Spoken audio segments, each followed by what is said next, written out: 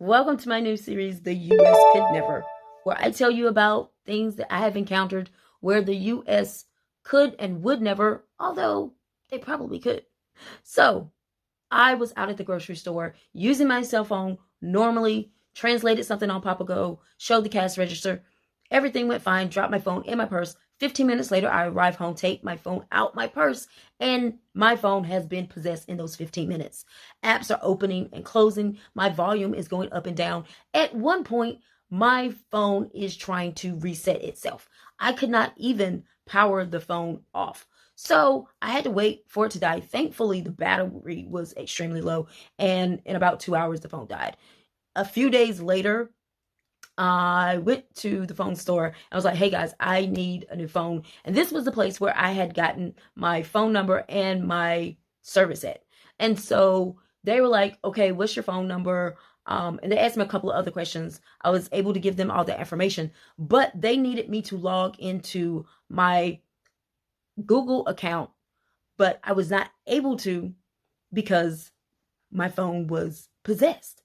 So they brought out this phone for me to log into and get some type of verification. So once I was able to get that verification, they start showing me phones and talking about what kind of phone I want, the price range. And as we're talking about that, I realize I'm not going to be able to afford a phone because all I have is cash because I cannot access my Korean bank account yet.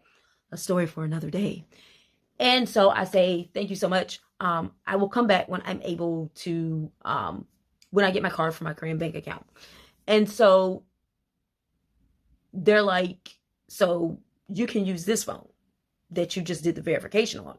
I'm thinking that they're asking me to do something else, verify something else before I leave. And I'm like trying to communicate because the last time I was there, I was using Papago to communicate mostly.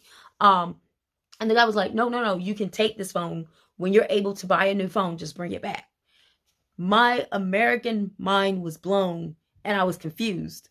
But I took the phone and I walked out. And I was like, well, if I wasn't supposed to take the phone, they would have stopped me. But the US could never.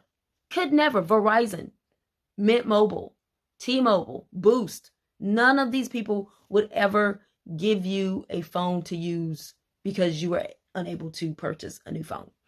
Reason 999, I love South Korea because they lent me a phone because, the US could never.